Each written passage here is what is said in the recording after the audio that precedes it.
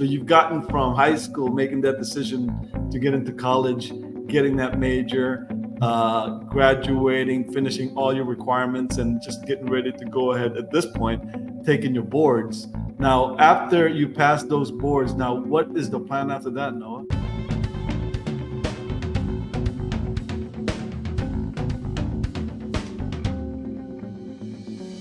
All right, now welcome again to another episode of Beyond Wisdom podcast. Now today we've got an amazing young man. Known this kid for ever since he was a little kid. Now he's a grown young professional going to be. Now we've got Noah Al Qaeda, and you know what, Noah, I could go ahead and introduce you, but I think if you could go ahead and introduce yourself, and we're gonna start with where you're from, because of basically where this podcast is happening in the California, Northern California, San Francisco Bay Area, in the city of Pleasanton. But we've got Noah Al Qaeda here from the East Bay also. Now go ahead, Noah, tell us who or where you're going. Hi, everyone. My name is Noah Al Qaeda, and I grew up in the East Bay over here in the Bay Area of California. Basically, born and raised here. Spent the majority of my life over here, but a little bit, I was able to move out and experience a little bit of a different part of the Bay Area later on in my life. I went to private Catholic school my whole life, so a lot of people will see that as sheltered, which like when it boils down to it, yeah, that may be true, but I have experienced my fair share of different crowds, different demographics, and I feel like I could bring something pretty valuable over here. Yeah, one of the things that we're going to be talking about today is Noah's journey from high school, Moreau Catholic in Hayward, and tell us about well, I could tell you this, but I'm going to have Noah tell you about. There's four of them, four kids, great parents. One of our major best friends because of they're actually Michelle Paulos' relatives. So that's the reason why I know them. But go ahead and Noah and tell us about a little bit about your family. Yeah. So my parents are. I guess I'm not quite sure if this is a proper terminology, but I believe that they are second generation Filipino Americans here, or I'm not really sure where the generation line starts, but basically they're, both of my grandparents on both sides of my family, they immigrated over here from Philippines. And then my parents grew up on the peninsula of the Bay Area, which is, if I'm from the East Bay, then I guess that means that they're from the West Bay. So my father was born and raised, or not born and raised, sorry, but he was raised in the South San Francisco area. My mother was raised around the Hillsdale area, or Daly City, just within the peninsula. And they got married. They had a little place out there, but they got pretty lucky and found a really nice, affordable plot over here in Hayward. And then, so that's kind of the reason why I was raised over here in Hayward, opposed to, being raised in the peninsula. And then my parents had three others, outside of me. So I have an older sister, and then it goes me, my younger sister, and then my little brother. And we all went through the same schooling, I guess, up until college. And that's kind of like where our decision, our own decision making kind of came into play. In the past, everything was kind of set out for us, which was, it was really nice. It felt as if we didn't have that pressure to make decisions. But I feel like once we gained the respect that we were looking for from our parents, right around the age of 18, everyone kind of got to make their own decisions. And even though, like as everyone does, experience pushback with their own parents when it comes to whatever decisions it is, over time, they definitely warm up to it. And, that's why I ended up, moving out to go dorm and live with my auntie for college. And my younger sister ended up moving out to New York. She goes to Pace University.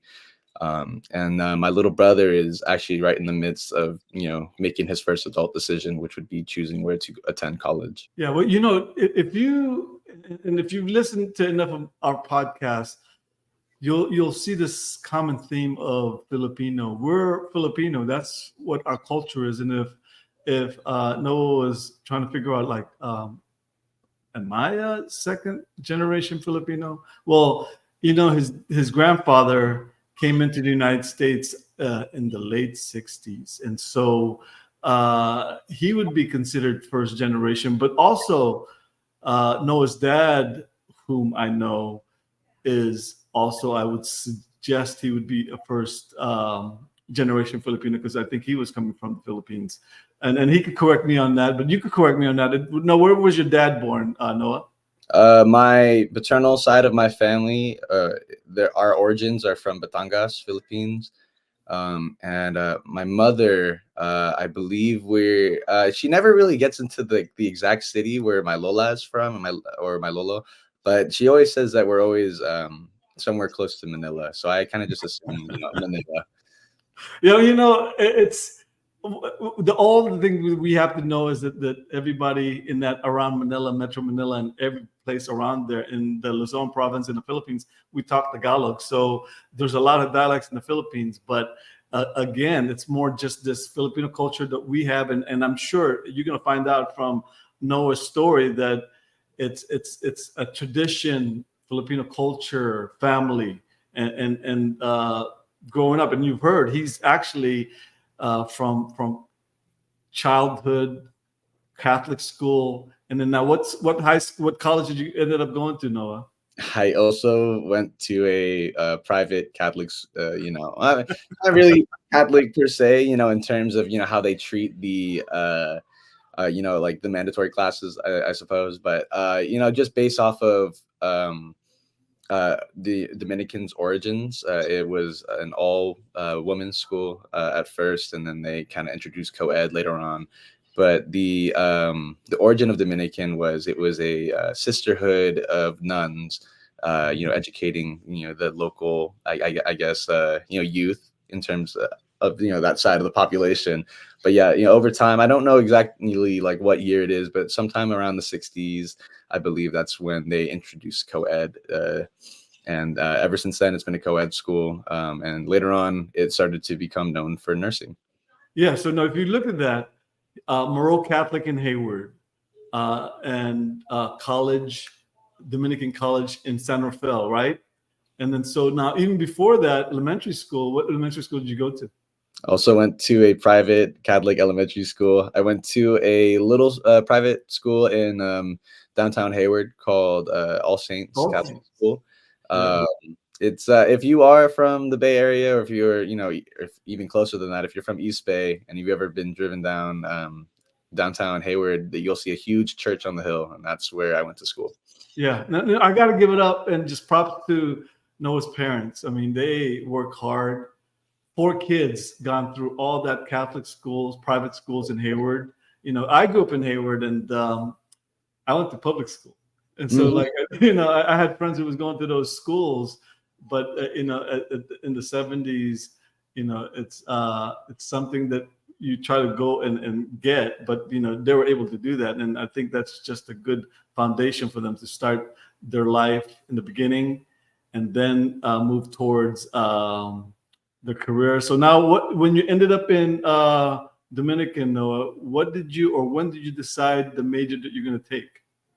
There's a funny story about that actually. I originally, after Moreau, because I went to a private Catholic college prep, I almost said university, high school.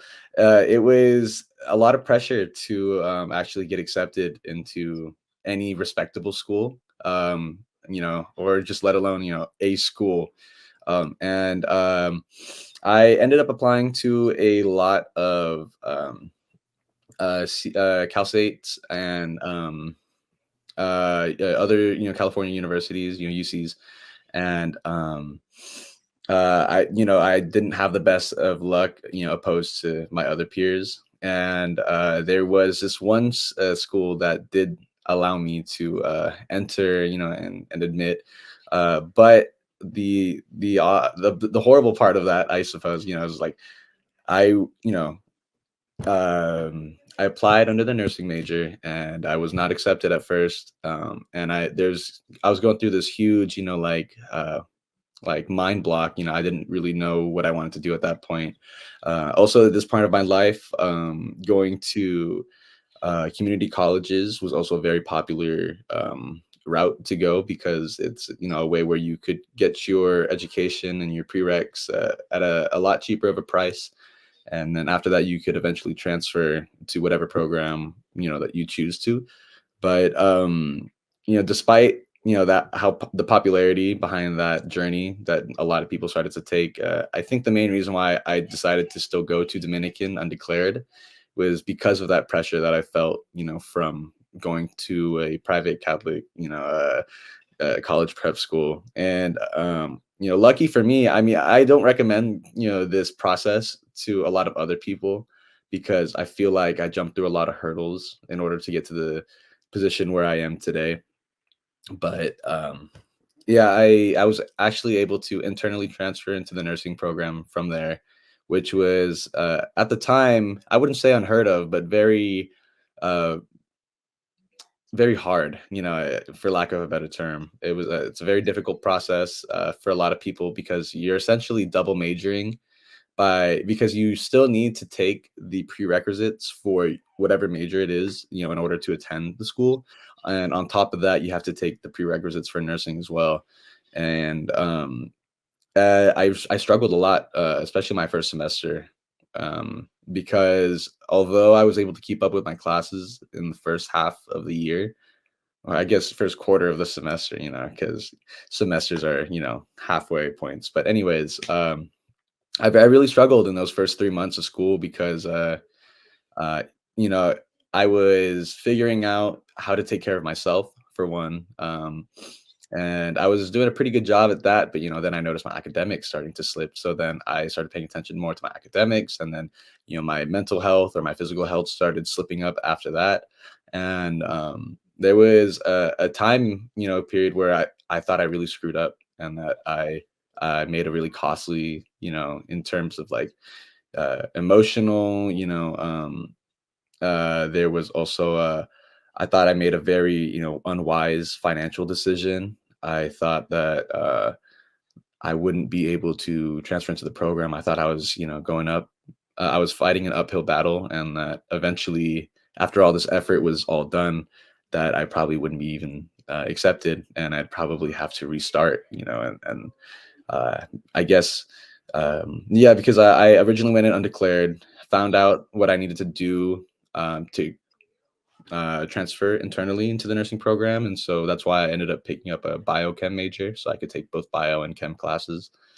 And I thought that I'd have to just, fall back on that major, or maybe fall back into a different major if I wanted to go into healthcare, like how I knew I wanted to.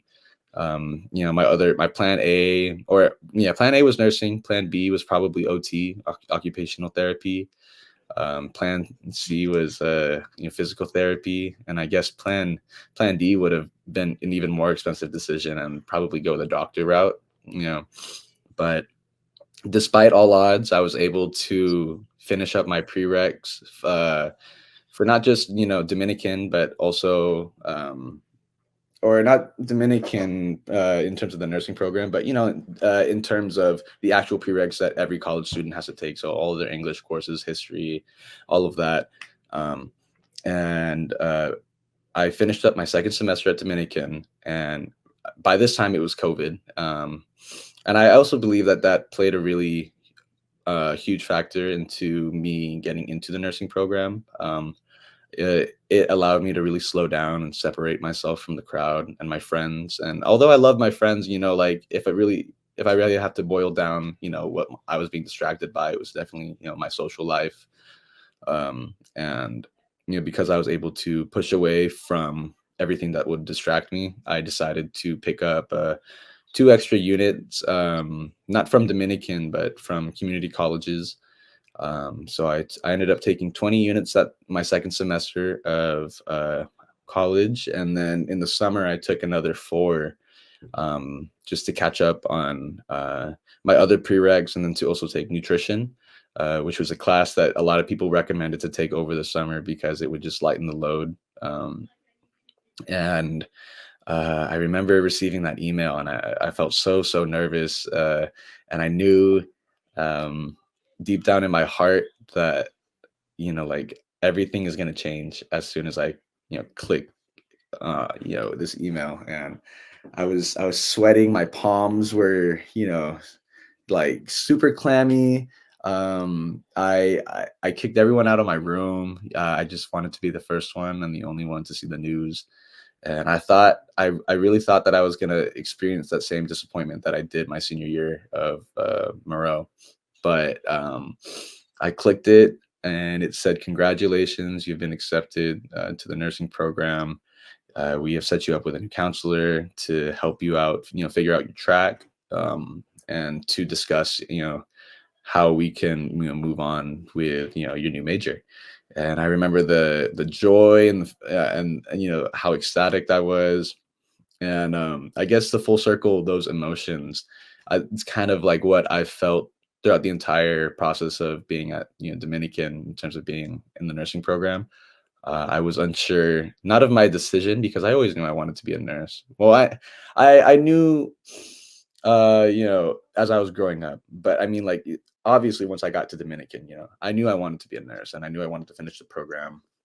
And I felt those same, ex- highs and lows, just peaks and troughs of my emotions and stress and mm, everything, because it's a very hard track to go through. I'd say there's not a lot of bachelor's degrees that you know cause as much stress. I suppose. Yeah, I've seen a lot of people be able to balance their social life and their academic life a lot easier because of their majors, or at least in conversation, that's how they'll explain it. They'll say, "Well, at least I'm not a nursing major. I don't have to be doing all of this, studying for all these tests, going outside of school to basically slave away for free, um, and do clinical rounds."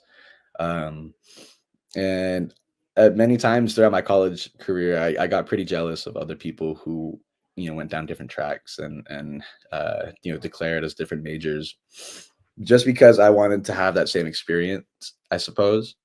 But now that it's all said and done, I'm very proud of completing my nursing track, graduating with my BSN, um, and I don't know. I just feel like this huge weight has been lifted off my shoulders, because this whole time, I never really doubted myself, but I guess I never really believed in myself either. I kind of was just free falling this whole point, crossing my fingers that I land in some water, or land safely.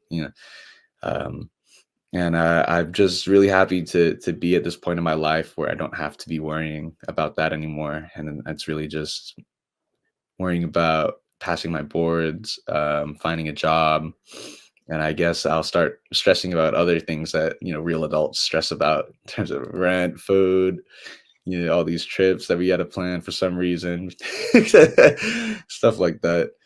But Yeah, but see, you just there's so many people that's still in the same journey as you are going through what you just described.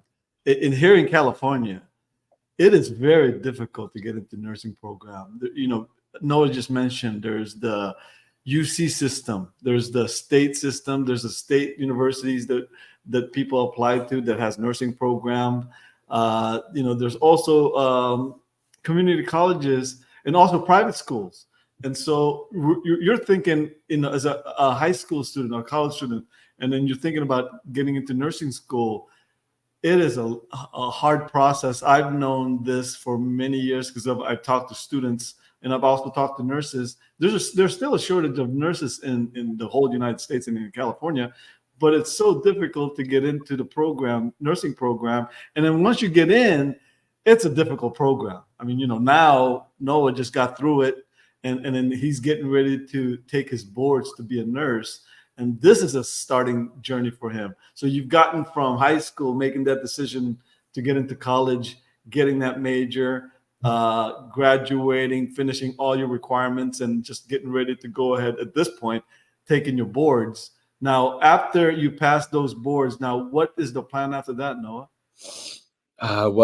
Lucky for me, yeah, and not a lot of other students are as lucky, I suppose. But um, when I finished my preceptorship, which is basically like your senior year's worth of clinical rounds, and obviously because you're a senior, you have a little bit more hours that you have to complete. But that all aside, I went to uh, Kaiser Permanente San Leandro, and they told me that a lot of the students who end up doing their clinical rounds or their precepting there, they have a pretty good in when it comes to the educational board, or I guess the board that chooses the selection of the new grad admits, because we are already in the system, and I guess because I would be applying to a hospital. That is very close to me too. It was extremely convenient because a lot of people either were going to their preceptorship from their dorm room or their apartment, and so when they move back home, they might not be as lucky in terms of that. I wouldn't say nepotism because it's not relation, but nepotism in the way of hey, I know you, you know me, we got that connection. um, and they aren't quite as lucky as me because they ended up completing their preceptorship so far, and so it's basically like a full restart. And I'm not saying I have a full in, but in regards to your question, that's where I'm going with it in terms of my plan. They have a new grad program at Kaiser, which is essentially just being hired as a nurse. It's a lot of people call it as a transitional like period between when you are a student and when you become a professional registered nurse. And what I mean by that is that obviously if you get a regular job, uh, you know if you're lucky enough to get hired as a nurse in the hospital, or even like a skilled nursing facility or a nursing home, most of the time you kind of just jump straight into things. But with the new grad program, it's kind of directed towards people who know that they want to work in a hospital, but they just don't feel like they're quite ready to have that full load of independence. And I feel quite similar to that. Although I finished my precepting at Kaiser San Leandro, I was never fully like left alone. I always had somebody holding my hand through the process. And this time, when I clock into work, because I will be getting paid, that's one of the benefits. Like new grads do get paid, uh, opposed to seniors in nursing school. Yeah, definitely not getting paid, but they need to complete their 135 hours. So one, it's nice to get paid. Two, this time the holding of hands is more of a I guess if I was holding my nurse's hand and I saw them walking in front of me, it's like I'm holding, someone else's hand and I'm walking in front of them now. And so now I am in charge of my own schedule, how I go about things. And the experienced nurse that is, uh, once again, a preceptor, because I guess the term preceptor is more coined towards somebody who is educating, the youth of, or like, the equivalent of a master and an apprentice, I guess, in modern day. So it would be like I have an apprenticeship with them. And so in senior year it was like they teach me, but now it's they watch me and they make sure that I'm not going to kill anyone, basically, is what it boils down to. But um yeah, so that would be my plan. I signed up for my boards. It's Filipino tradition, or superstition is a better term, to not tell anyone the exact date. It's also a Filipino superstition to not cut your hair. You want to keep all that wisdom in you. And so that's another reason why I want to take my boards as soon as possible. I had a couple of my friends shag out their hair for quite a long time. And I don't want to be a part of that group. I want to be a part of the group who passes the first time. I want to keep my lucky streak going, and so yeah, so sometime in February, in the next couple of months, I will be taking my boards. It's called the NCLEX exam. It's a pretty weird exam too. A lot of people say it's a lot easier than what it's advertised as in school, because obviously it's a very last test that you're going to be taking as, a student, basically. And there's all this pressure to pass, um just because it's basically, they're testing you on your entire academic journey, from, regular med surge, 1 through 3, to women's health, maternity, obstetrics, peds as well, geriatrics. So they'll be testing us on all of that, and including a bunch of like random topics that a lot of nursing students would definitely wish was not an aspect of nursing, like community health or the policies that we have to know. Because everybody goes in with one goal, graduating as a nurse, and then narrowing that down into whatever specialty that they want to work, or whatever floor that they want to work on. And so that's why when I say, a lot of people wish, it's not, exactly like everybody doesn't want to be a community health nurse. Everybody doesn't want to be like a woman's health nurse. I just say that because I'm a guy, or because I know that I want to land in med surge. And what med surge is also, another tangent, but the med surge floor is your medical surgical floor. So it basically covers all surgical, or trauma, other, internal injuries as well, or syndromes or conditions that, some people might be living with, and if they have some sort of exacerbation. um, but yeah, so I guess, you could think trauma, internal damage, I guess, like, heart attacks or other, like, uh, um, GI problems, but also, like, stuff that happens outside of our body, injuries to skin, other trauma that you may be experiencing. You basically be going to the med surg floor, and that's what I ended up doing in my time with my preceptor, and that's why I know I want to land there. But I think my long-term plan would be, obviously pass, get accepted as a new grad for Kaiser San Leandro, work some time there, probably a long time there actually. Eventually move out from that place to eventually buy a house. And once I do that, I think when I get to that stage of my life, I think I might start switching to pediatrics. I really enjoyed my time in my pediatric clinical run, and I think it's something that I want to do for the majority of my life. It's really depressing seeing all the children, really sick, injured, with cancer, or other children who frequently, are admitted to the hospital for whatever reason.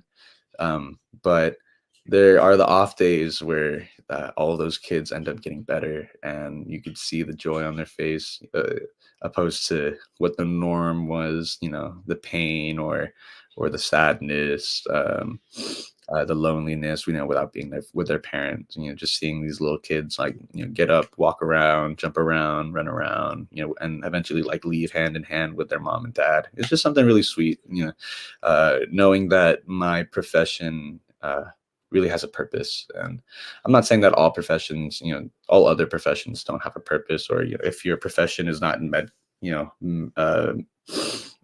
medical field, then your job doesn't have a purpose. But it's like a purpose in a different sort of perspective, a purpose of healing, allowing people to create that trusting relationship with a complete stranger, and to already have the respect and the trust that you need from these random people that you may never even see again, but just leaving a long, a life lasting, um, what's the word, impact, a lifelong impact on them. And and that's how it was with me when too. I also knew that I wanted to be a nurse because I was really susceptible to injury as a kid. There's a couple of times where I was also hospitalized, mainly for trauma, or only for trauma if I really think about it. But my injury history is, I have a broken arm on my right, or at least, my forearm. I fell and hit my head because I was hanging upside down a pole or something. I don't know. There was like a handrail after church that I was hanging upside down on, and then for some stupid reason, I decided to extend my legs instead of letting them hang. And so of course I plopped on my head. Had to get an MRI for that. Not an MRI. I think it was a CAT scan. I can't really quite remember what it was at the time. Um, but yeah, I had to go in, and I was like sitting in this machine for so long, and I was a little kid who always thought he had ADHD, and I always had to move, and I felt so bad, and I really had to like hold still for 30 minutes while this machine analyzes me from head to toe. um yeah, luckily no concussions, no internal bleeding, to my head or anything like that. And I also got stitches to the bottom half, to my left Achilles. And uh, after experiencing all these injuries and meeting all of these healthcare members or other people part of the interdisciplinary team, it really taught me a sense of respect at a young age, to always respect not just your elders, but people who really worked their whole lives to not perfect, but to hone in on their craft. This craft of healing. And I was extremely inspired by that. Another inspiration came from my science teacher. Actually, in s- from sixth to eighth grade, I was always falling behind in science, which is ironic too, because I ended up graduating with my bachelor's of science. But I really struggled. Another ironic thing that I struggled with, anatomy. So because of all of that, I was being tutored by my science teacher every lunch. I'd spend in the science lab with my teacher, and he'd teach me about anatomy, among other things, too, because he was also our math teacher, and he was my fifth grade teacher. So I had that, connection with him already. But I really believe that those years inspired me to you know strive for greatness. It wasn't quite learning, just like learning. I was struggling learning anatomy, and that's why I wanted to become a nurse. But it was, I'm struggling, and I don't want to struggle anymore. And that stubborn spirit, I think, in my head is what caused me to eventually long for wanting to be good at something. And so that one thing ended up being what I was bad at, which was, science and anatomy. And another ironic thing, I didn't take anatomy in high school either. So I just felt like I was doing all these things, but then I would set myself back. And that's like another reason why I thought I wasn't going to pass nursing school, because once I got to Dominican, I knew I wanted to be a nurse. But before that, there's this whole world that's open to us as an 18-year-old, and there's so many different crafts, different labors, different jobs that we can choose to spend, our entire life on, and it's a very daunting decision. Um, but I eventually just trusted my gut, and I realized that there was this sort of trend in my life that was going on. And I think that's what truly inspired me to become a nurse. And because of all these injuries, I wanted to have that full circle moment later on in my life where I could be the one helping, little kids who are maybe just too dumb or too much of a klutz to understand that they're, going to hurt themselves. And, I just want to help kids just like me who, who are injury prone, obviously. But maybe inspire the youth one day. I don't know. I don't think I want to be a part of education. I was never really great at teaching others, but I could absorb pretty well. But yeah, I was never great at teaching others, so I don't think I want to be a part of education. But I do want to inspire the youth by teaching kids how their disease processes or whatever illness that they have and how to prevent it, or teaching them different parts of the anatomy of wherever their injury is. I just think it would be a really nice full circle moment that I could have with myself. And I think that's really the main reason why I wanted to be a nurse. The I guess the only other inspiration that I would have would be my mom too, because she didn't actually. I don't have anyone in my life, at least in my immediate blood relatives who are nurses. I do have an auntie, but that's my father's sister-in-law, and she is a nurse. And but just because, like, there's that disconnect in terms of uh, literal distance. Like, they live in the peninsula and I live in East Bay. And not like full on immediate like blood relative. So that's why I think it is my mom. If I were to have any blood relatives, I'd say it would be my mom who inspired me the most in terms of following the nursing track. I learned at a young age that she did not complete, or that she wanted to become a nurse, and for some reason that she wasn't able to go down that track, and she eventually went down another path for her life. But growing up, every mother wants to shape their child, and I think um, I didn't think that it would be me following down my mother's path. I thought it would be like me falling down my father's path per se. But I was never really the best at math. I didn't have the inspiration or the drive to want to be good at mathematics or economics like my father. So I just stuck to my gut, and I stuck to my science classes. Took my mother's advice, and although she did, contribute to that inspiration, obviously it was my decision to want to become a nurse, anyways. And yeah, so I guess that would be my plan, and a little tangent on why I wanted to become a nurse in the first place. Well, that's basically one of the topics that we cover all the time, and then you'll notice if you hear enough of our podcasts, we're talking to young adults making decisions, and then just listening to your story, Noah, you've already like put a lot of wisdom in a young age, early 20s here. You are becoming more self-aware, and then and in the story that you've gotten, you have overcome and taken actions on the things that you actually wanted to do. Because if you listen back to this podcast, you'll see that journey that you go through, the struggles that you go through. Everybody has these types of struggles, specifically individually for you, but everybody has these struggles, and it's just a matter of overcoming. If you could overcome the struggles, it makes you a little bit better as you come again full circle with other struggles after you get your license as a nurse, and then become more of an adult. And then I could already see the wisdom coming out of you, and I'm hearing it all the time.